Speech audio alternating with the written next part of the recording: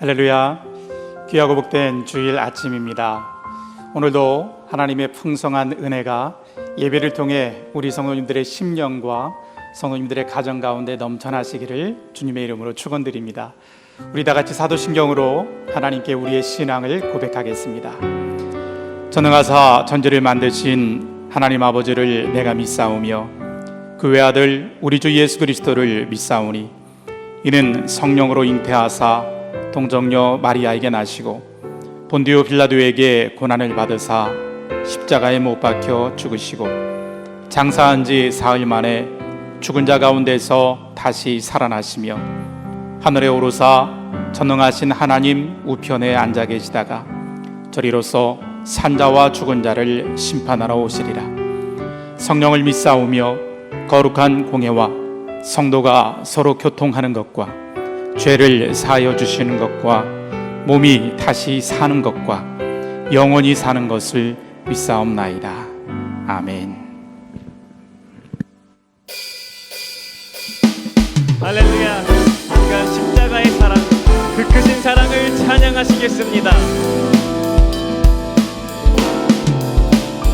주의 음성을 내가 들으니 사랑한단 말이세.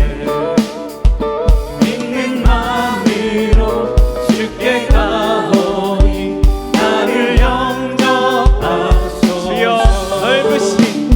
주여 넓으신 은혜 베푸사 나를 받아주시고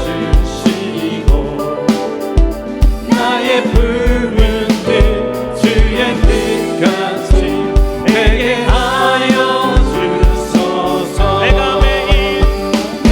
매일 십자가 앞에 더 가까이 가오니 그새 주의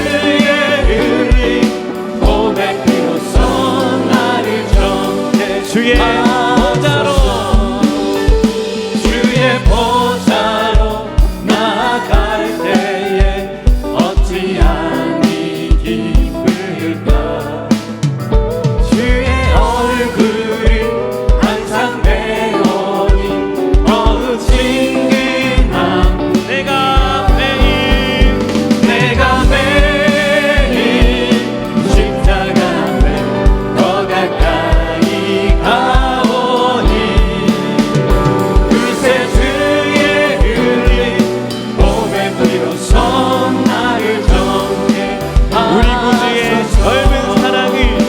우리 구주의 넓은 사랑을 증량할 자 없으며 주가 주신 참된 기쁨도 헤아릴 수 없도다. 아멘. 내가 매일 십자가 앞에 더 가까이 가오니 그새 주의 흘린 몸의 피로써 나를 내가 매일 십자가 앞에 더 가까이 주님의 사랑을 의지합니다. 그새 주의 흘린 몸의 피로써 나를 주님의 보혈 능력 있도다. 주의 보혈 능력 있도다. 주의 피 믿음으로 주의 보혈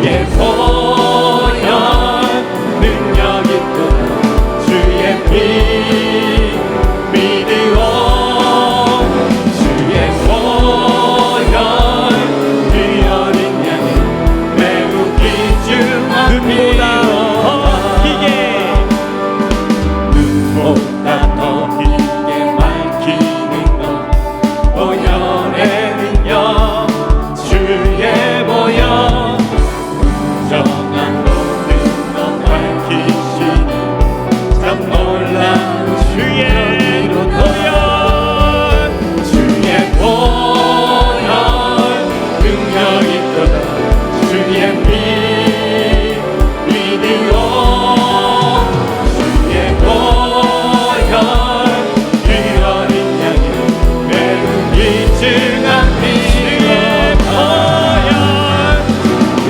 보혈 능력 있도다 주의 피 믿으오 주의 보혈 그 어린 양의 매우 우리 목소리 높여서 우주의 복음을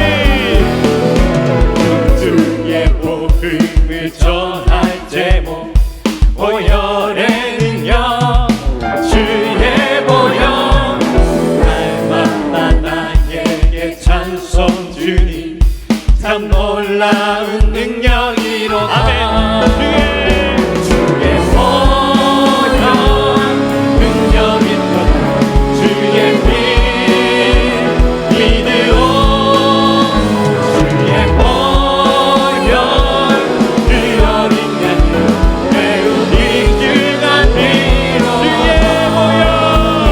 주의 보혈 능력 있도다 주의 피 믿으오 주의 보혈 그 어린 양의 매우 귀중한 피로 매우 귀중한 피로 매우 귀중한 피로 할렐루야 십자가에서 흘리신 보혈의 은혜 그 은혜를 찬양합니다. 할렐루야. 시간 주님의 은혜와 사랑으로 예수 그리스도 안에서 우리가 하나됨을 노래하길 소망합니다.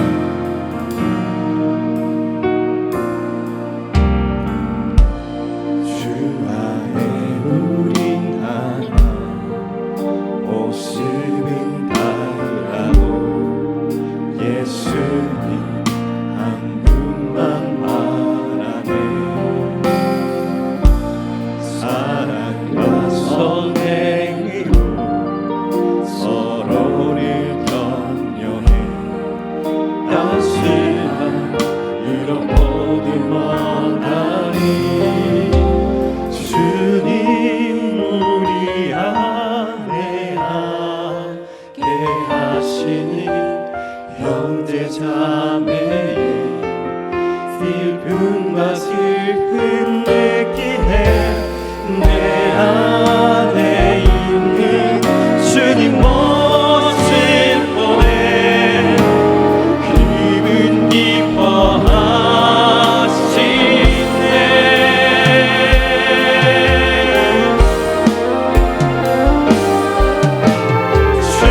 주님 우리를 통해 계획하시니 부족한 입술로 찬양하게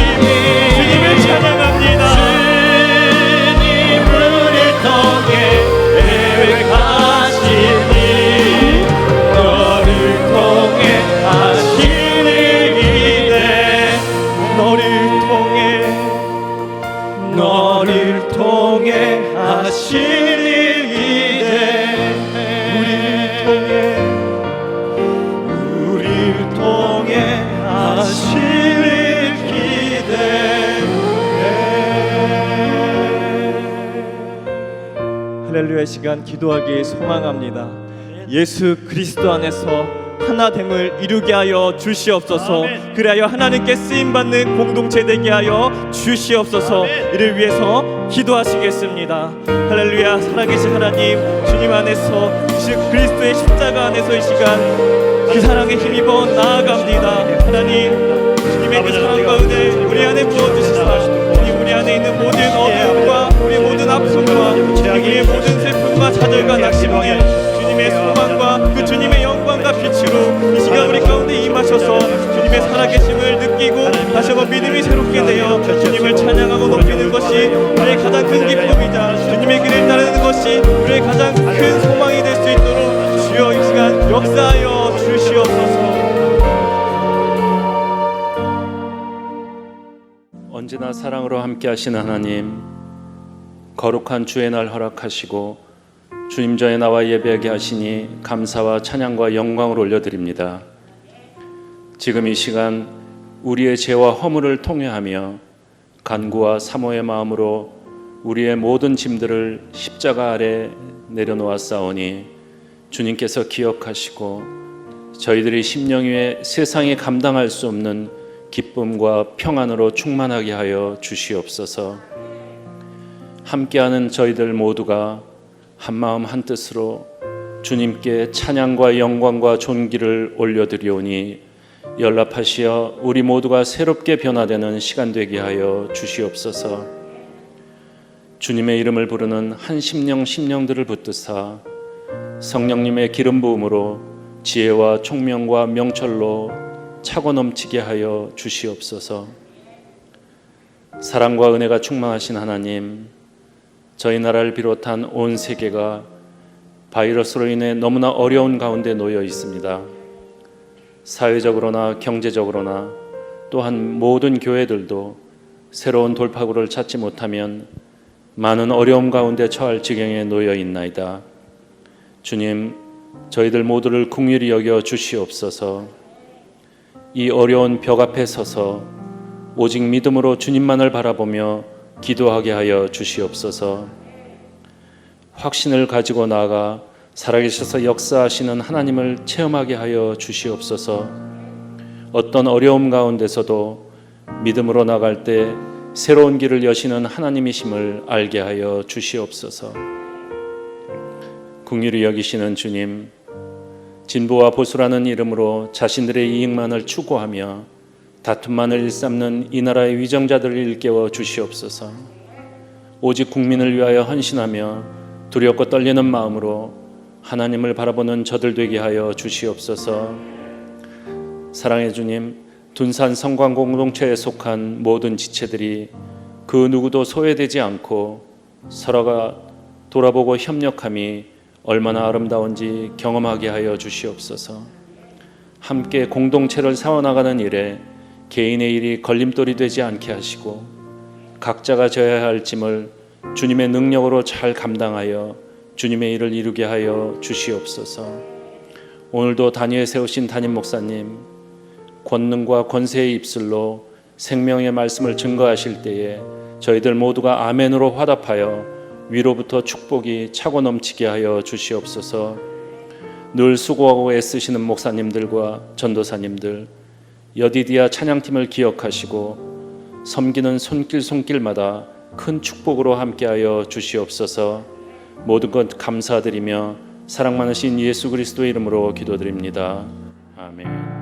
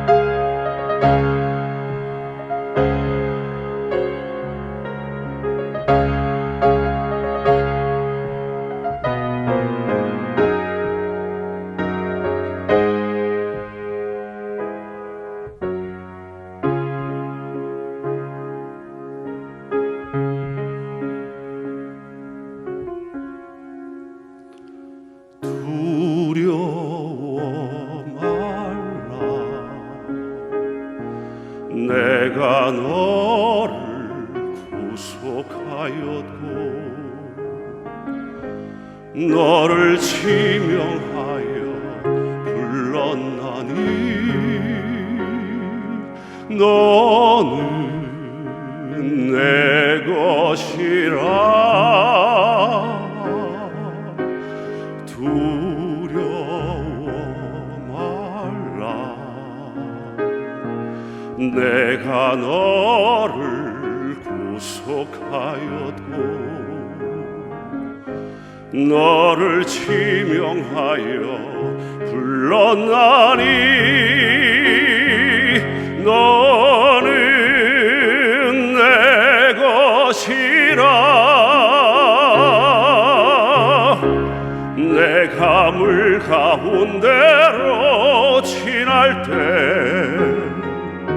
내가 함께하리라. 내가 불 가운데로 행할 때 너를 보호하리니 두려워 말라. 내가 너를 구속하였고 너를 지명하여 불렀나니 너는 내 것이라.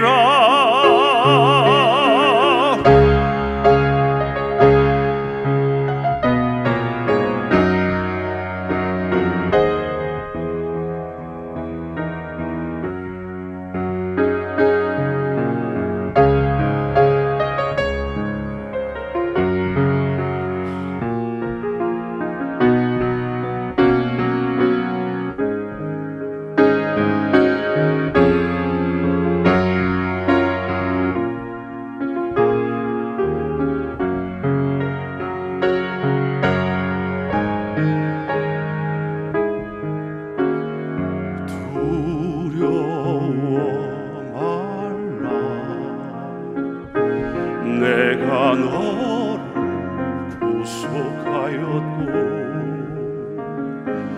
너를 지명하여 불렀나니 너는 내 것이라.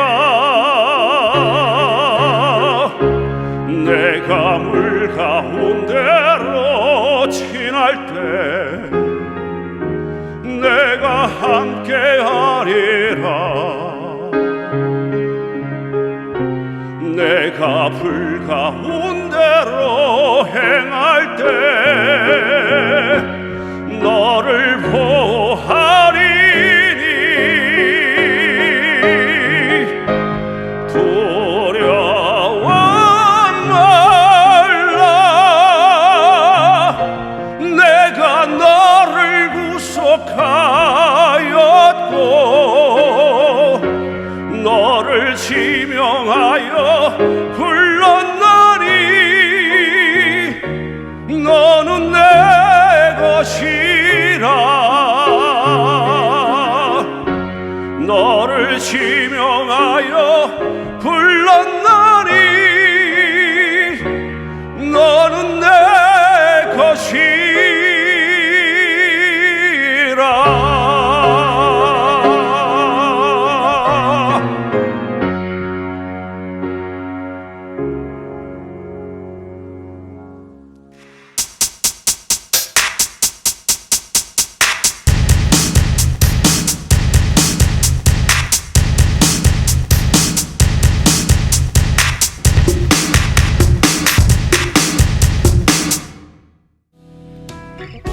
신앙의 본질을 추구하는 성광교회 주일 예배를 드리시는 여러분들을 환영하고 축복합니다.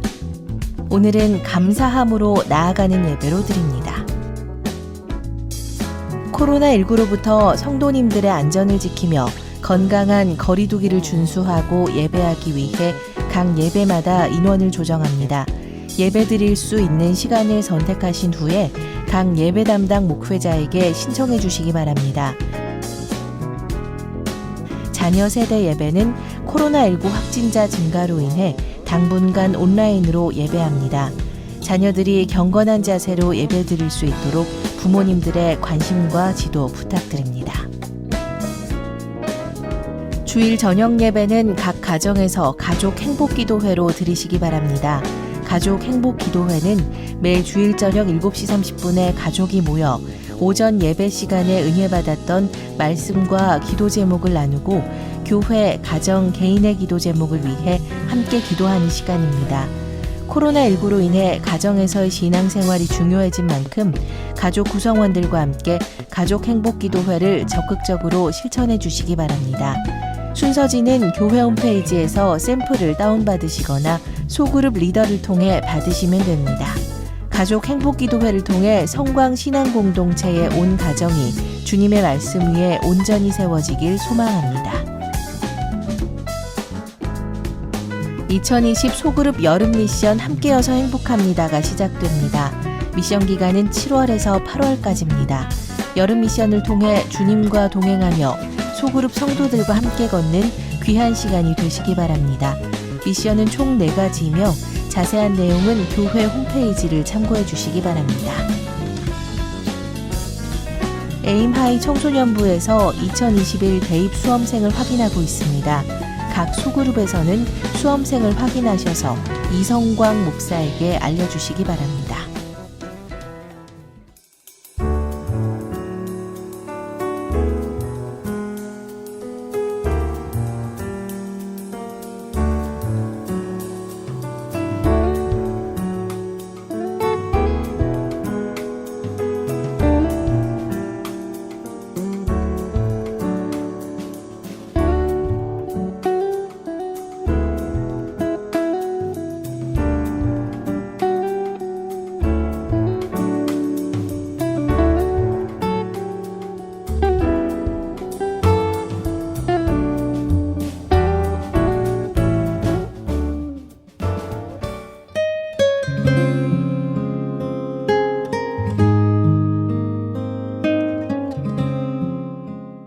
우리 모두는 성업계라는 신앙 공동체 안에 있지만 그러나 우리가 어떤 그리스도인이 되느냐, 어떤 하나님을 향한 자세를 갖고 있느냐, 어떤 믿음의 자세를 갖고 있냐에 따라서 그 벽에 새로운 문을 내고 새로운 길을 내는 인생이 있는 것이고 그 벽 앞에 좌절하거나 주저앉거나 포기하거나 돌아서는 인생이 있는 것입니다. 하나님께서는 그 삶의 자세가 하나님의 은총을 구하고 그 은총이 임했을 때 하나님께 감사하고 영광을 올려드리는 그리스도의 사람들을 통해서 미래의 문을 열 수 있도록 열쇠를 내어 주십니다. 여러분이 그 하나님의 열쇠, 그 천국의 열쇠를 받는 분들이 되시기를 주님의 이름으로 축원해 드립니다. 오늘 우리에게 주시는 하나님의 말씀은 시편 127편 1절에서 5절 말씀입니다. 주께서 집을 세우지 아니하시면 집을 세우는 사람의 수고가 헛되며 주께서 성을 지키지 아니하시면 바수꾼의 깨어 있음이 헛된 일이다. 일찍 일어나고 늦게 눕는 것, 먹고 살려고 애써 수고하는 모든 일이 헛된 일이다. 주께서는 사랑하시는 사람에게는 그가 자는 동안에도 복을 내리신다. 자식은 주께서 주신 선물이요 태 안에 들어있는 열매는 주님이 주신 보상이다. 젊어서 낳은 자식은 용사의 손에 쥐어있는 화살과도 같으니 그런 화살이 화살통에 가득한 용사에게는 복이 있다.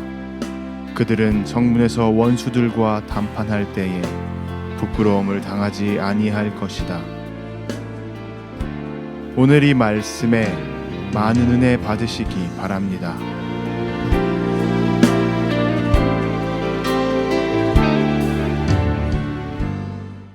7월 두 주를 맞이해서 우리 믿음의 공동체 성광교회 예배 가운데 오신 여러분을 주님의 이름으로 환영합니다. 인사하시면 좋겠습니다. 주님의 이름으로 환영합니다. 인사하실까요? 주님의 이름으로 환영합니다. 7월 둘째 주일이고요. 또 저희가 7, 8월 여름에는 좀 가볍게 옷을 입는 크루워시 캠페인 계속해서 했었는데요. 그래서 여러분들이 정장하실 때에도 뭐 타이 없이 노타이로 이렇게 하시고 좀 가벼운 옷차림으로 함께 예배하시면 좋겠습니다. 사역자들도 가벼운 옷차림으로 7월 8월 저희가 함께 합니다. 또 가족 행복 기도회 저희가 안내해 드렸는데 주일 저녁에 특별히 자녀들이 지금 교회에 와서 함께 예배하는 일을 함께 하지 못하고 있습니다. 그래서 자녀들이 주일을 잘 지킬 수 있도록 좀 부모님들이 점검해 주시고 또 자녀들과 함께 신앙에 대해서 함께 말씀을 나누시는 그런 시간들이 되시면 좋겠습니다. 지난주는 저희가 맥주감사주일로 지켰는데요. 감사절 지키면서 한 주 동안 하나님께서 베푸신 은혜들을 좀 돌아보고 또 헤아려보는 그런 시간 저희들이 가졌습니다.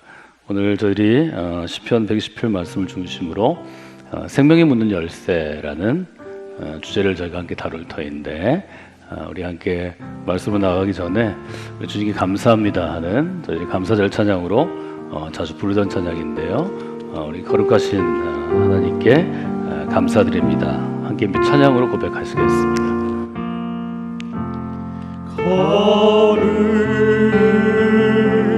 거룩하신 하나님 주께 감사드리세 날 위해 이 땅에 오신 독생자 예수 나의 마음과 뜻 다해 주를 사랑합니다. 날 위해 이 땅에 오신 독생자 예수 내가 약할 때 강함 들고 가난할 때 우리를 부욕해 하신 나의 주 감사 내가 약할 때 강함 들고 가난할 때 우리를 부욕해 하신 나의 주 감사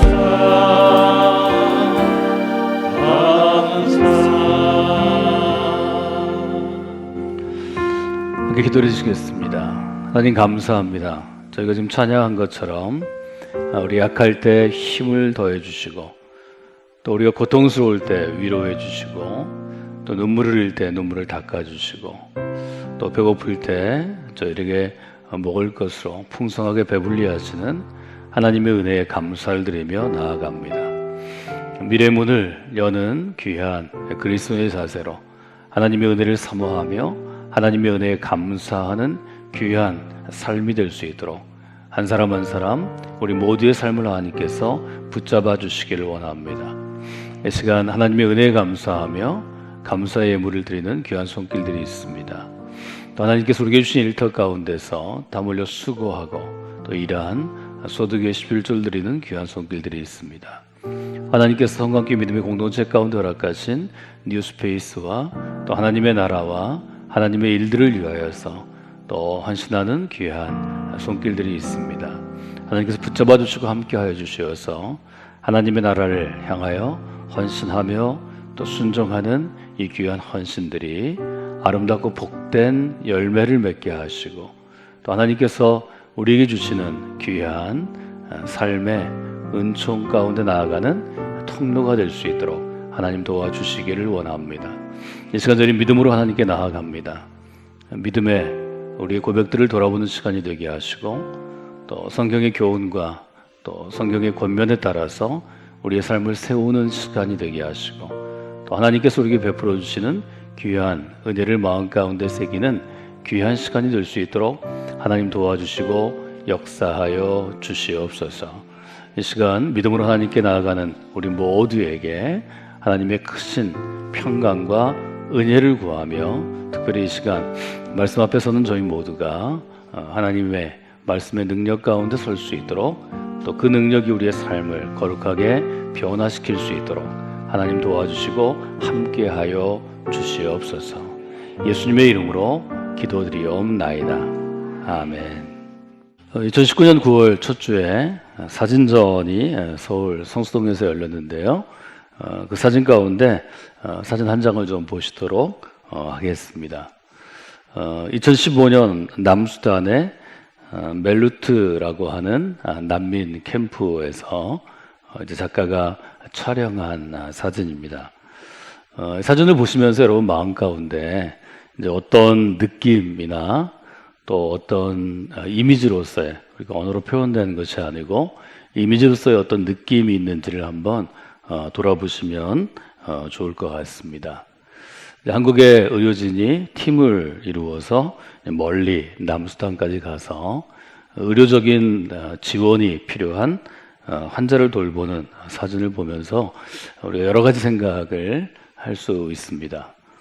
이 사진전에 이제 전시된 여러 작품들을 돌아보면서 제 마음속에도 여러 가지 생각들을 하게 되었습니다. 이 사진전은 국경 없는 의사회라는 긴급 의료인들이 이제 구호를 하는 단체에 이제 한국에 지부가 생겼는데요. 그 한국에 있는 국경 없는 의사회에서 자신들의 이제 활동을 좀 알리고 지난 시간 동안 어떤 일이 있었는지를 돌아보기 위해서 이제 기획하고 또 전시한 그런 전시회였습니다. 우리 자녀들이 보는 중등교과서 사회 2 과목에 이 국경 없는 의사회가 소개가 되고 있는데요. 이렇게 소개가 되고 있습니다.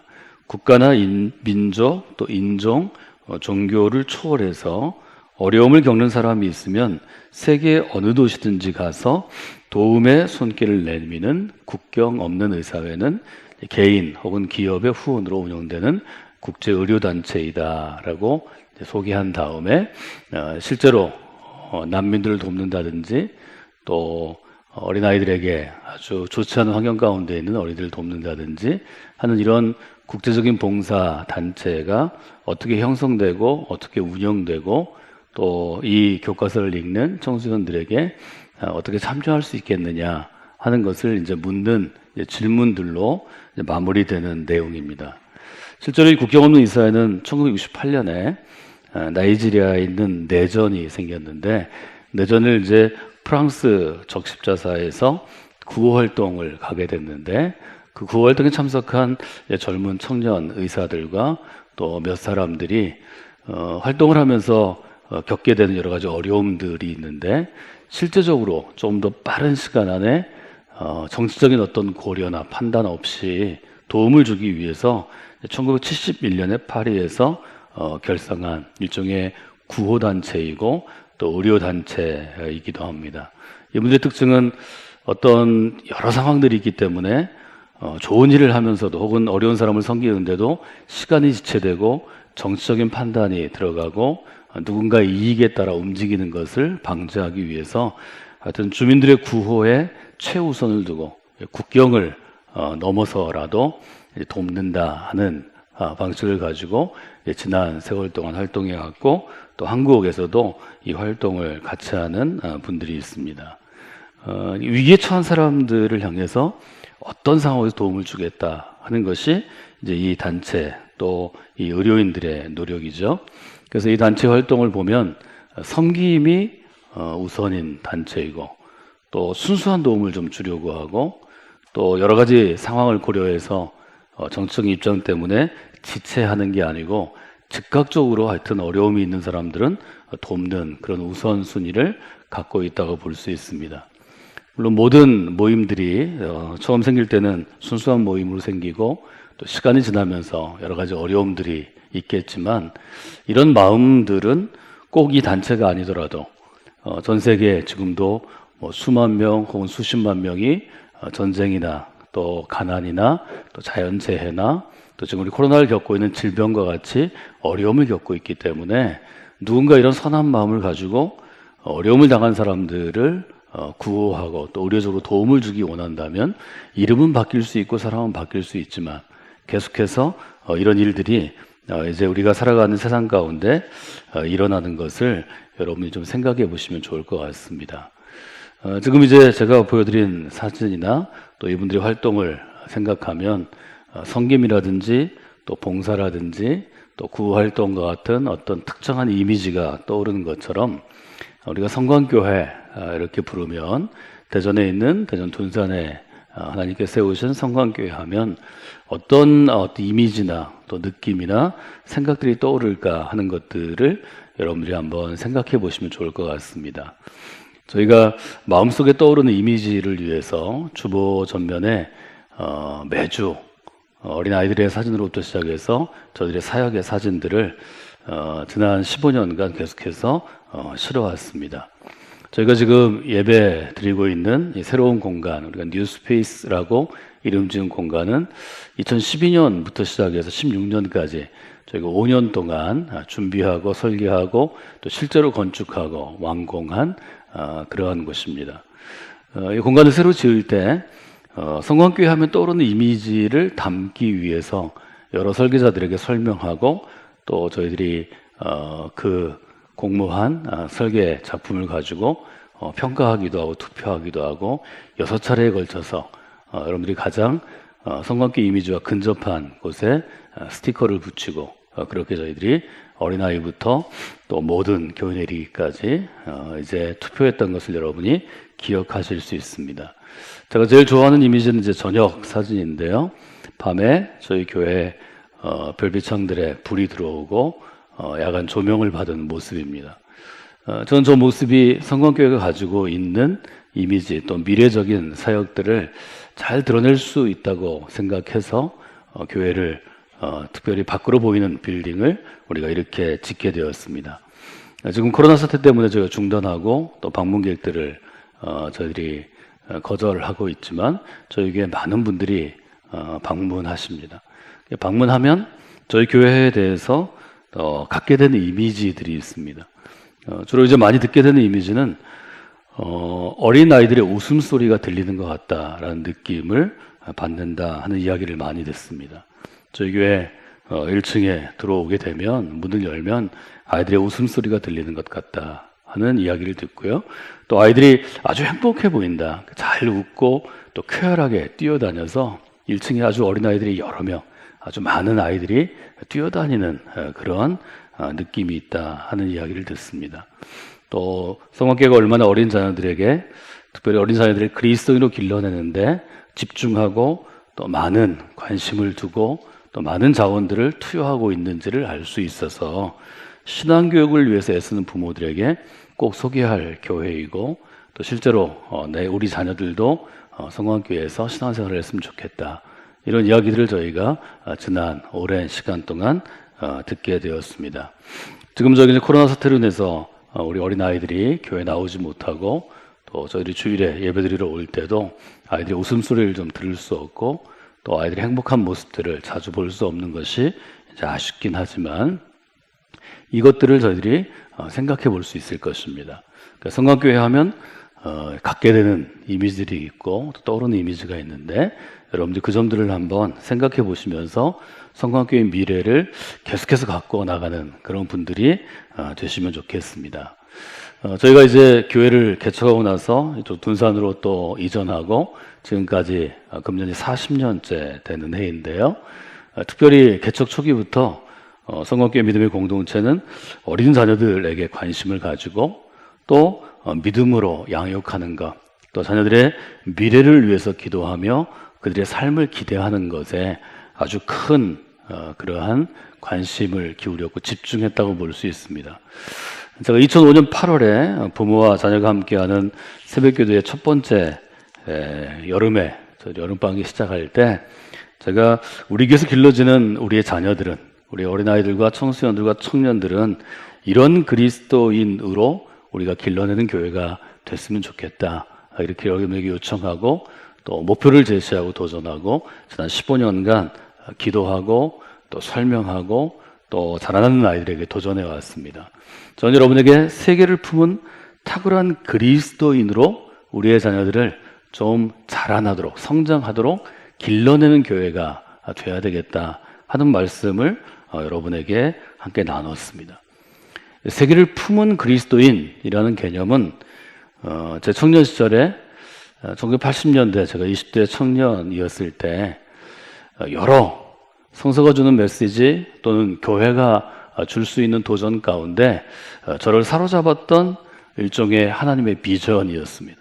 그리스도인이라면, 그리스도 안에서 인생을 살아가는 그리스도인이라면, 또 교회 안에서 태어나고 교회 안에서 자라나는 그리스도인이라면 능히 세계를 품은 인생을 살아가야 한다 하는 것은 그 당시에 몇몇 선교단체와 또 신학적인 배경들이 있지만 제게는 가장 매력적인 신앙의 도전이었습니다.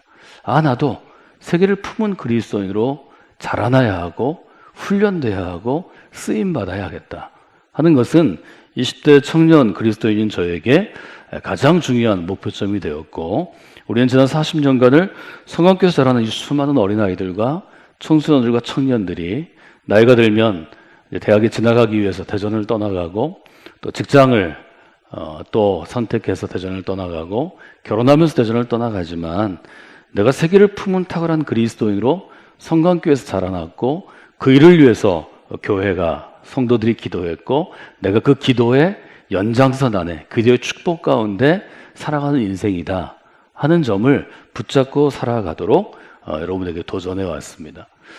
특별히 여러분들이 성광교회에서 신앙생활을 하는 동안에 여러분 스스로가 세계를 품은 그리스도인, 세계를 품은 탁월한 그리스도인이 어떤 뜻을 가지고 있고 어떻게 우리에게 제시된 그러한 신앙의 비전인가를 여러분들이 한번 생각하시고 여러분의 자녀들과 자녀 세대들에게 우리의 이 기대, 이 기도의 의미가 무엇인지를 좀 전하는 부모들이 되시기를 원합니다. 특별히 성경은 우리에게 세계를 품은 그리스도인으로 살아가라고 도전합니다. 그것이 복음서에 있는 예수님의 분명한 뜻이고 복음서를 로마 제국 안에서 도시마다 교회를 세워 구현하고자 했던, 실현하고자 했던 바울과 바울의 사역팀들의 비전이었다는 것을 우리가 아주 분명하게 기억할 수 있습니다. 여러분 자녀들을 저희 교회에서 기르시고 또 자녀들이 여러분의 품을 떠나서 또 한 사람의 성인으로 가정을 이루고 자라나고 또 그 자녀들이 또 자녀를 낳아서 여러분의 아이들 세대와 또 손주 세대 가운데 자라날 때 여러분이 이런 믿음의 부모로 여러분의 자리를 매김하시고 또 하나님께 쓰임 받으시면 좋겠습니다. 저는 성광교회가 자녀들에게 생명의 문을 여는 열쇠를 좀 선물하는 교회요, 선물하는 부모가 되어 주시도록 계속해서 여러분에게 도전해 왔습니다. 우리에게 생명의 문을 여는 곳이 바로 교회 공동체입니다. 이것은 복음서에서 예수님께서 분명히 도전하신 것입니다. 나는 길이요 진리요 생명이라고 예수님께서 도전하셨는데 그 생명을 여는 문이 된다고 요한복음은 우리에게 아주 분명하게 증거합니다. 이 점을 여러분들이 마음 가운데 가지시는 분들이 되시면 좋겠습니다. 무엇이 세계를 품은 탁월한 그리스도이냐 하는 질문을 제가 계속해서 받아왔습니다. 우리 사회가 생각하는 것처럼 좋은 학교를 졸업하라는 것이냐, 아니면 한국 사회가, 한국 부모들이 원하는 좋은 직업을 갖는 것이냐. 세계를 품은 탁월한 그리스도인이라는 설명을 할 때 저는 여러분에게 세 가지 영역을 설명해 드렸습니다. 하나는 지성의 영역이고, 하나는 감성의 영역이고, 하나는 영성의 영역이었습니다. 지성과 감성과 영성이란 말은 일반 사회에서도 쓸 수 있는 말이지만 저는 여러분에게 제가 사용하는 지성, 감성, 영성의 의미를 조금 더 분명하게 아주 오랫동안 설명해 드렸고, 또 성경의 근거를 따라 교회 역사를 따라서 이 점들이 왜 우리에게 필요한지를 여러분들이 제시했고, 또 특별히 자라난 자녀들에게는 도전해 왔습니다. 제가 여러분에게 설명해 드린 그리스도의 지성이란 무엇을 의미하는가 하면 생각의 문을 여는 열쇠라고 정의해 드렸습니다. 지성은 곧 생각하는 것입니다. 생각하기 때문에 거기에서 논리가 만들어지고 이성적인 판단이 가능해집니다. 근데 우리가 말하는 그리스도의 지성이란 말하자면 바울이 얘기한 것처럼 위에 있는 것을 생각하는 생각의 문을 여는 것입니다. 그리스도의 지성은 말하자면 하늘을 향해서 생각의 문을 여는 것입니다. 우리가 교회 안에서 생명의 문을 여는 열쇠가 그리스도임은 누구나 아는 것입니다. 그리스도는 구원자가 되십니다. 그러나 십자가의 그리스도를 받아들이는 것은 교회 안에 있다고 되는 것이 아닙니다. 십자가에 있는 그리스도, 그리스도께서 우리에게 주시는 생명의 길, 이 구원의 길은 하늘을 향하여 하나님의 보좌를 향하여 내 눈이 열릴 때 가능한 것입니다. 말하자면 믿음 있을 때 가능한 것입니다. 하늘을 향하여 나의 생각이 열려지지 않으면, 그리고 하늘의 생각이 나의 생각으로 받아들여지지 않으면 이 길은 찾아갈 수 없는 길입니다. 복음서에는 니고데모라는 당대 유대의 지성을 등장시켜서 예수님을 찾아와서 그의 답답함을 토로하는 것을 우리 요한복음에서 만나게 됩니다. 그래서 저는 지성이란 생각의 문을 여는 열쇠다, 이렇게 여러분에게 정의해 드렸습니다. 제가 얘기하는 감성은 음악을 듣고 그림을 이해하고 예술적인 감각을 갖는 게 아닙니다.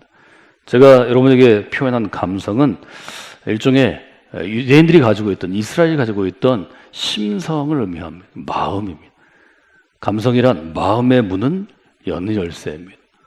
그리스도의 감성을 가진 사람은 이웃을 향해서 관계를 열게 됩니다. 많은 사람과 소통하게 되고, 많은 사람의 존중을 받게 되고, 많은 사람을 섬겨서, 즉 사람의 영향력을 갖게 됩니다.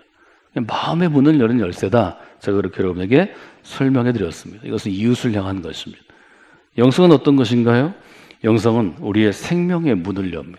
영원한 생명이라고 예수님이 요한복음에서 표현하셨는데, 영원한 생명의 문을 엽니다. 제한적인 삶을 살고 정해진 아주 한계가 있는 인생을 살아가는 우리가 시편 90편에 있는 것처럼 시간의 한계와 공간의 한계와 우리가 보이지 않는 영역의 한계를 지닌 인생이 영혼을 꿈꾸게 되고, 영혼을 누리는 방법을 알게 되고, 영혼을 품에 안는 인생을 사는 것, 그것이 바로 영성이라고 여러분에게 설명해 드렸습니다. 지성의 훈련은 인간의 생각의 문을 열고 논리적으로 이성적으로 신앙의 깊이를 깊게 해서 신앙의 기준을 세우게 합니다. 신앙의 원칙, 우리가 이렇게 부르는데요, 신앙의 기준이 강해지는데 이론적으로 강해지는 것입니다. 감성의 훈련은 우리의 마음의 문을 열고, 말하자면 신앙의 넓이를 넓혀주어서 내 주변에 있는 사람들에게 영적으로 영향력을 끼치게 합니다. 관계의 문제가 되고요. 영성의 훈련은 내가 가진 신앙의 용량을 키워줍니다. 제가 하나님 사이즈, 그 다음에 나의 사이즈라는 이야기를 쓰임받는 인생에서 여러분께 설명해 드렸습니다. 인간은 자기 노력으로, 자기 재능으로, 자기 훈련받을 만큼 자기 사이즈로 살다가 세상을 떠나는 것입니다. 그리스도인은 그렇지 않습니다. 그리스도인은 나를 선택하시고 붙잡아서 하나님의 사람 되게 한 하나님의 사이즈로 살아갈 수 있는 사람들입니다. 여기에는 우리가 생각하는 한계를 훨씬 더 뛰어넘습니다. 많은 사람들이 하나님의 손에 붙잡혀서 하나님의 일 가운데 쓰임받은 인생을 보고 기적이 일어났다고 표현합니다. 한계를 뛰어넘기 때문입니다. 그 그릇의 용량을 뛰어넘어 내적으로 채워진 신앙이 우리의 생활, 우리의 삶 전체로 흘러나가서 드러나는 것, 이것이 영성이 가능하게 하는 것입니다. 그래서 지성과 감성과 영성이 균형 잡힌 그리스도인으로 세워지는 것이 바로 탁월한 그리스도인이 되는 것이고, 또 세계를 품은 그리스도인이 되는 것이다 하는 것을 제가 기회 있을 때마다 여러분과 여러분의 자녀들에게 설명해 드렸습니다. 영성에 대해서는 다양하게 서 있는 위치에 따라 영성을 바라보는 일종의 신학자의 위치에 따라서 정의할 수 있습니다. 근데 가장 많은 사람들이 인용하는 영성의 근거는 빌립보서 2장으로부터 출발합니다. 빌립보서 2장 5절에 보면 아주 분명하게 바울 사도가 얘기하죠. 바울 사도는 여러분이 아시는 것처럼 지성적인 훈련으로부터 출발한 사람입니다. 바울 사도는 여러분이 아시는 것처럼 유대의 영성을 타고난 사람입니다. 근데 하나님께서 그를 붙잡아서 젊은 날부터 나이가 58, 59, 우리 얘기하면 거의 60 되는 마지막 순교할 무렵까지 그를 통해서 가장 많이 훈련시킨 것은 사람을 통해서였습니다. 함께 일하는 동역자들, 같이 일하는 목회자와 사역자와 평신도 사역자를 통해서 그가 예를 들어 빌립보에, 고린도에, 에베소에 세워가는 교회 공동체를 통해서 그는 감성의 훈련을 충분히 받게 됩니다. 바울이 자기의 신앙과 신학과 자기의 삶을 마무리할 무렵에 써내려간 서신들에 아주 주옥같은 신앙의 고백들이 담겨져 있죠. 빌립보서도 그 중에 하나입니다. 너희 안에, 여러분 안에 이 마음을 품으십시오. 이 마음은 그리스도 예수의 마음입니다. 유대 지혜를 따라, 랍비의 전통에 따라 토라를 해석하고 토라를 설명하고 토라를 실천하며 살아갔던 그의 삶 가운데 가장 그를 하나님의 사람 되게 만든 것은 그리스도의 마음을 자기의 중심에 품는 것이었습니다. 그러므로 우리가 갖고 있는 진정한 영성은 그리스도의 마음을 우리 중심에 품을 때 시작되는 것입니다. 그리고 그것이 무엇인지를 바울은 계속해서 설명합니다. 그는 근본 하나님의 본체셨습니다. 그러나 하나님하고 동등하게 되는 것 혹은 동등함을 취하는 것을 당연한 것으로 여기지 아니하시고 그는 자기를 비웠습니다. 영성은 비우는 것입니다. 인간은 채우는 본성을 갖고 있죠. 누가 뭐라고 얘기하지 않아도 인간은 기본적으로 저나 여러분은 채우려고 합니다. 제 방에 아이들이 놀러 오면 제가 아이들한테 꼭 빈손으로 돌려가지 않고 선물을 주기 위해서 아이들이 좋아하는 뭐 과자나 장난감이나 이런 것들 놓는데요. 아이들이 제가 준 것 외에 하나를 더 가지고 싶어 합니다. 그냥 나가지 않습니다. 솔직한 거죠. 인간은 그런 것입니다. 인간은 채우는 것이 본성인데 바울은 평생을 살아가면서 비우는 것, 비우라 하는 명령을 배우게 됩니다. 예수님은 어떻게 자기를 비웠나요? 종의 형체를 가짐으로, 사람들과 같이 되심으로, 사람의 모양으로 나타나심으로. 그래서 우리가 육신의 모양을 입다 그래서 성육신 이렇게 표현하죠. 두 번째 중요한 단어는 낮추다입니다. 그리스도는 자기를 낮추십니다. 영성의 두 번째 키워드는 낮추다입니다. 사람은 기본적으로 높이게 되어 있습니다. 내가 잘났다고 얘기하죠. 자기가 못났다고 얘기하는 사람을 저는 만나본 적은 없습니다. 내가 얼마나 잘났는지, 내가 얼마나 대단한 사람인지 그걸 얘기하죠. 근데 스스로 자기를 낮추는 것, 이게 영성으로 훈련받은 사람의 출발점이 될 수 있다는 거죠. 세 번째는 복종하다. 죽기까지 복종하셨으니. 우리가 왜 예수 그리스도를 통해 생명의 문을 열 수 있다고 고백하고 확신하고 실제로 그 문을 여는 사람이 예수님 때로부터 지금까지 이어지는 것입니까? 그것은 예수님께서 십자가에 죽기까지 복종하셨기 때문이라는 거죠. 영성의 핵심은 비우다, 낮추다, 복종하다라고 말씀드렸습니다. 교회에서 우리가 신앙생활하면서 여러 가지 어려움을 겪는 분들을 자주 상담해 왔습니다. 다 이해할 수 있고 다 들어드릴 수 있고 뭐 이런저런 해결책을 우리가 모색할 수 있는데요. 그것은 교회를 통해 하나님이 우리를 훈련하시기 때문입니다. 아무도 그 훈련을 면제받을 수 없습니다. 저는 목회하는 사람이기 때문에 더 자주 받는 것이고, 여러분은 교회 안에서 진 신앙의 짐, 사역의 짐만큼 받는 것입니다. 여러분이 예를 들어 속으로 리더십니까?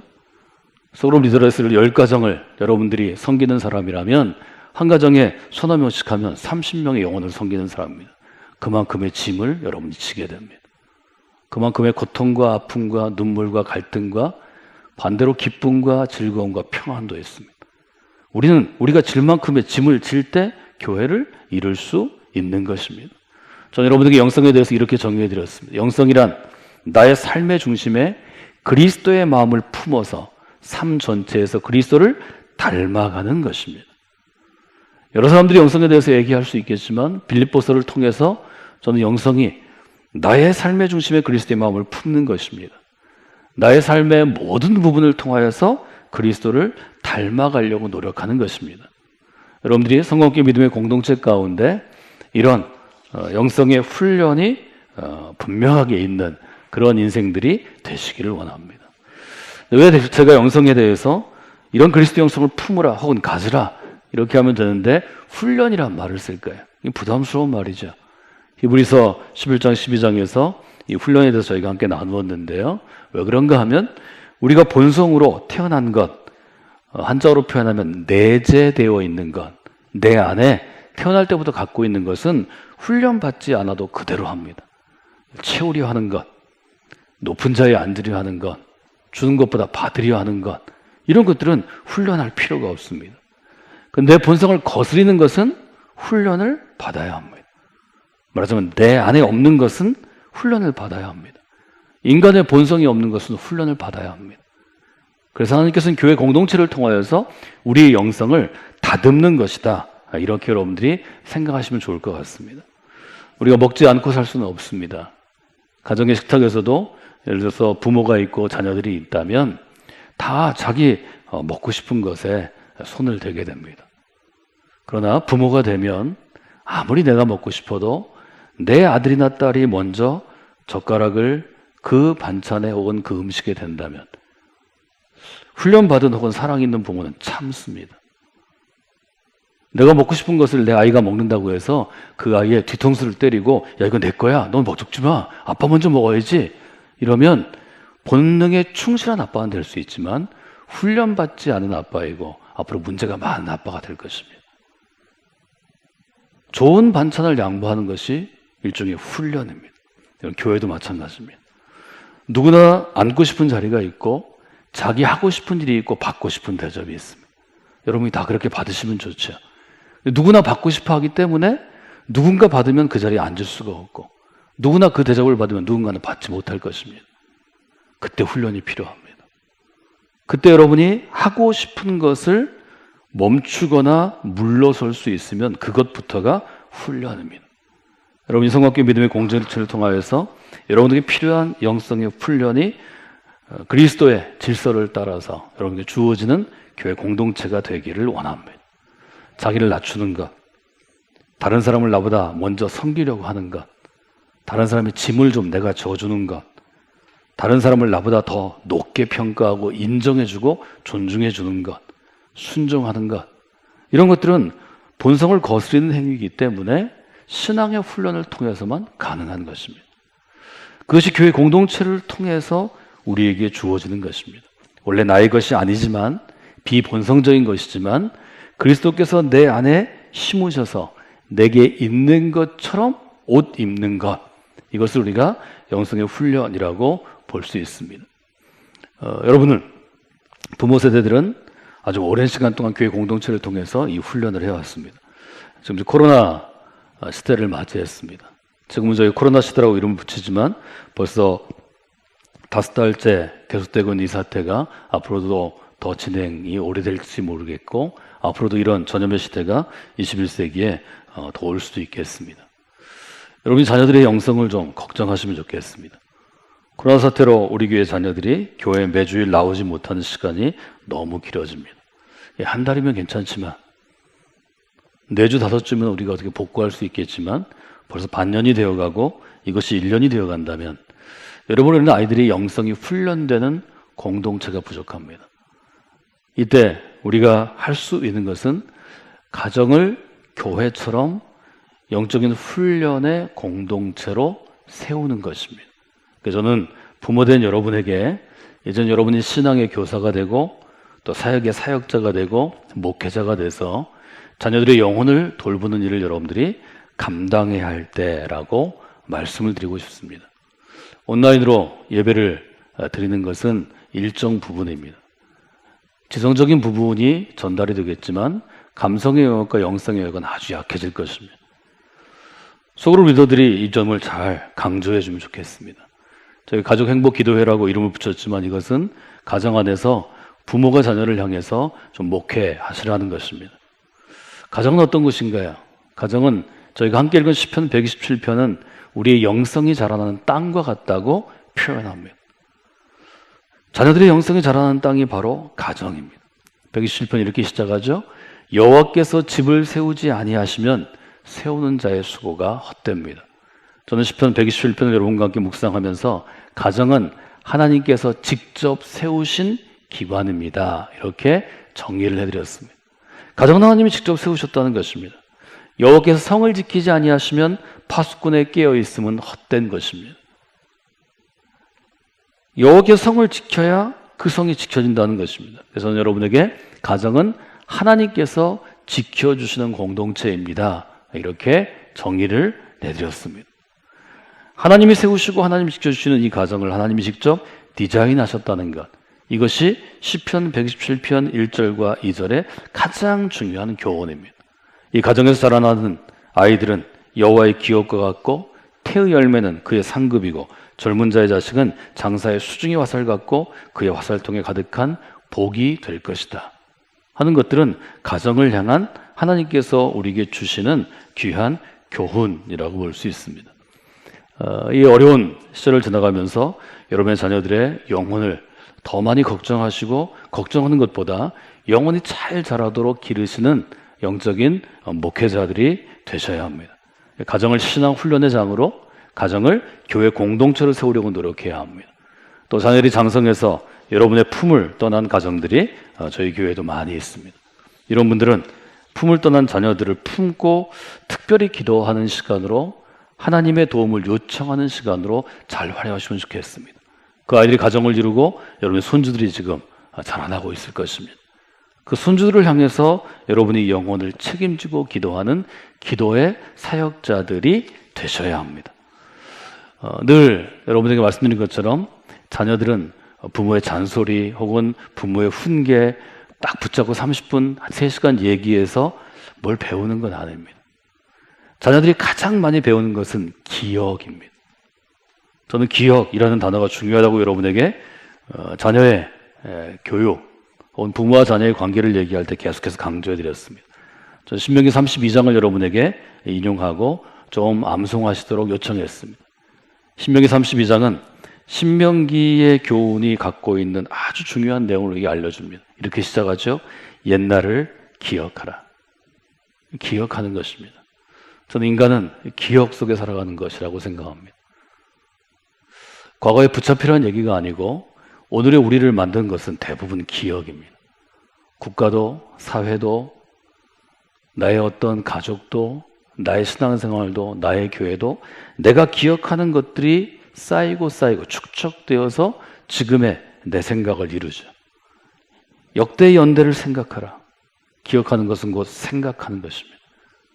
그래서 지금 광야의 시절을 기억하지 못하는 어린 자녀들이 광야의 시절을 경험하며 약속의 땅 가운데 감격 가운데 나아갔던 부모 세대의 신앙을 좀 물려받도록 전수하도록 그렇게 하라는 것입니다. 기억은 아주 중요한 것입니다. 신명기 교훈을 요약하자면 광야의 시절을 잊지 말고 자녀들에게 기억하게 하라입니다. 왜냐하면 그 기억이 광야 이후의 약속의 땅에서 자녀 세대에게는 생명의 문을 여는 열쇠가 되기 때문입니다. 이 점을 여러분들이 잘 생각해야 합니다. 여러분 중에서 비교적 영성이 있는 그리스도인으로 다른 이들에게 평가받는 분들이 있을 것입니다. 여러분이 예배하는 자세, 여러분이 목회자를 섬기는 자세, 여러분이 교우들과 함께 교제하는 것, 여러분의 삶에서 그리스도인으로서의 모습을 직장이나 가정이나 개인 생활에서 드러내는 것, 여러분이 훈련돼서 되는 모습들이 많이 있지만 많은 경우에는 여러분의 부모나 여러분이 존경하는 어떤 그리스도인의 삶에서 배운 기억들이 많습니다. 제가 성경을 묵상하는 것, 제가 설교를 하는 것, 제가 목회하는 것, 이 모든 것들은 여러분의 목사님들의 목회를 기억하기 때문입니다. 그분들과 함께했던 시간을 통하여, 그분들과 나눴던 교제를 통하여, 그분들의 가르침과 양육과 훈육을 통하여 기억하는 것 때문입니다. 여러분의 뒷모습을 보고 자녀들이 배우게 될 것입니다. 코로나 이 위기 동안에 여러분들이 얼마나 하나님을 향해 깨어 있는지, 여러분이 얼마나 신앙의 전통을 지키기 위해서 예배하고 헌신하고 사역하는지를 아이들이 여러분의 뒷모습을 통해 보게 될 것입니다. 그때 여러분이 좀 더 신실하고 영성 있는 모습이라면 여러분의 아이들이 영성 깊은 그리스도인으로, 영성 깊은 생명의 나무로 자라나게 될 것입니다. 그러나 뒷모습이 그렇지 않다면 그 아이들은 영성 깊은 게 아니라 영성 얕은 생명의 나무로 자랄 가능성이 훨씬 더 많이 있습니다. 여러분이 그 마음을 가지고 이 코로나 시대 신앙생활을 여러분들이 영위하시는 그런 분들이 되시면 좋겠습니다. 지금의 한국 교회는 이제 돌아가신 감독님 세대, 지금의 80대 또 90대 일본의 식민지 시대와 전쟁을 기억한 세대가 기초가 되었습니다. 이분들이 어떻게 이렇게 하나님을 강력하게 의지하게 됐을까? 어떻게 하나님께 목숨을 걸게 됐을까? 저는 그것은 목숨을 건 전쟁 때문이라고 생각합니다. 전쟁에서 나를 살리신 하나님을 기억하기 때문에 평생을 아주 장수아처럼 군인처럼 살아갈 수 있었습니다.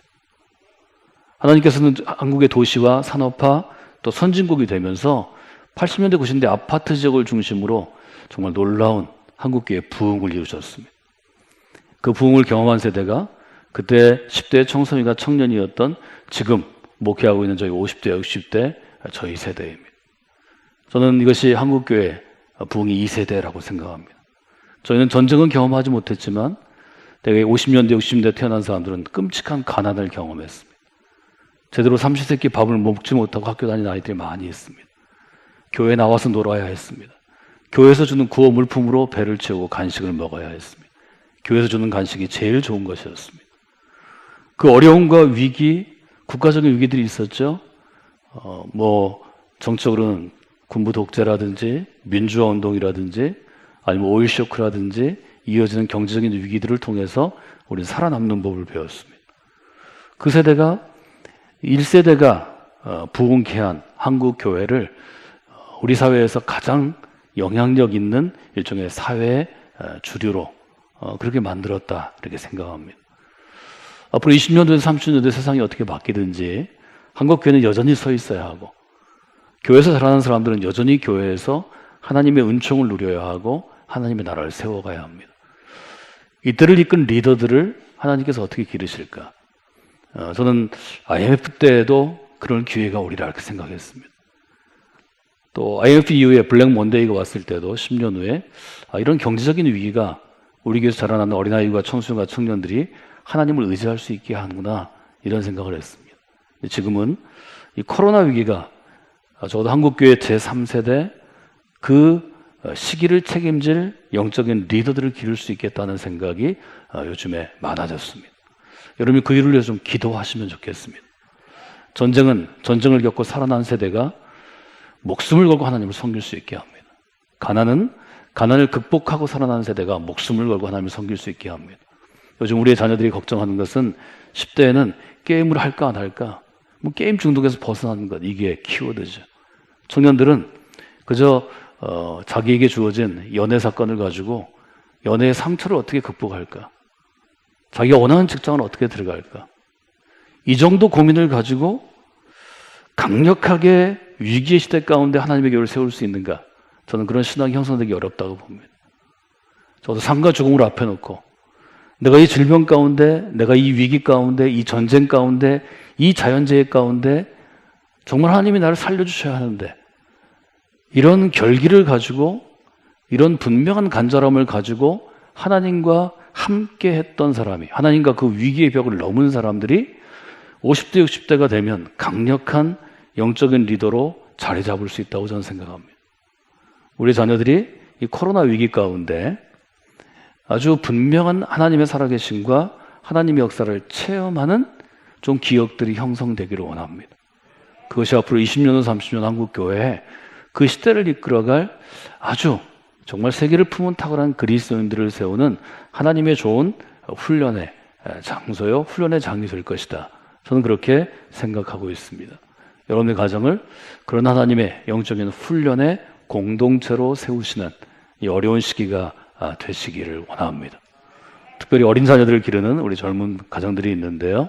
함께 예배하는 것보다 온라인으로 많은 분들이 예배 드릴 텐데 여러분이 오늘 나눈 이 신앙의 주제를 잘 좀 한 주간 동안 생각하시고 어린 여러분의 자녀들에게 10대로 성장하는 여러분의 자녀들에게 20대로 자기 자리를 찾아가는 자녀들에게 어떤 신앙을 기억하게 할 것인가 하는 문제를 좀 고민하셨으면 좋겠습니다. 여러분이 스스로 살아가시기를 원합니다. 그때 여러분의 신앙도 성장하고 여러분의 자녀들의 신앙도 형성되어 갈 것입니다. 하나님께서 그 귀한 일을 이 시기를 통해서 성광교회 믿음의 공동체 가운데 이루시도록 여러분 모두가 합심해서 함께 하나님께 나아가는 그런 귀한 한 주간이 되시기를 주님의 이름으로 축원해 드립니다. 기도하겠습니다. 하나님 함께 하시니 감사를 드립니다.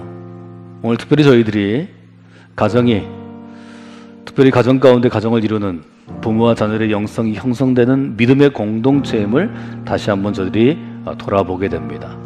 하나님 함께 하셔서 우리 교회를 통하여서 성원교회를 통하여서 지성과 감성과 영성이 균형 잡힌 세계를 품은 탁월한 그리스도인을 길러내라고 하나님께서 도전해 주셨는데 지금 이 코로나 시기 가운데 지금 성원교회를 섬기는 믿음의 가정들 가운데 이 가정에서 자라는 어린아이와 청소년과 청년들 가운데 이 기도의 제목이 이루어지도록 역사하여 주시옵소서. 특별히 하나님, 이 어려운 가운데 한국의 교회 가운데 참 어려움을 겪는 교회 공동체와 또 목회자들과 또 특별히 교회를 이끄는 핵심된 성도들이 많이 있습니다. 하나님 이들이 하나님의 지혜를 얻게 하시고 또 이 위기를 통해서 미래를 준비하게 하시고 미래의 문을 열어 한국 교회 또 다른 세대를 맞이하는 귀한 역사가 이 시기 가운데 이루어지도록 하나님 도와주시기를 원합니다. 하나님 함께해 주시옵소서. 하나님 역사하여 주시옵소서. 이제는 우리 사랑하시는 예수 그리스도의 은혜와 우리 가운데 함께 하시는 아버지의 사랑하심과 우리를 통해 일하시며 역사하시는 성령의 역사와 감동과 교통하심이 예배하는 모든 성도들 위해 성곽에 속한 모든 가정과 일터와 성도들 위해 지금부터 영원까지 함께 오시기를 간절히 축원하옵나이다.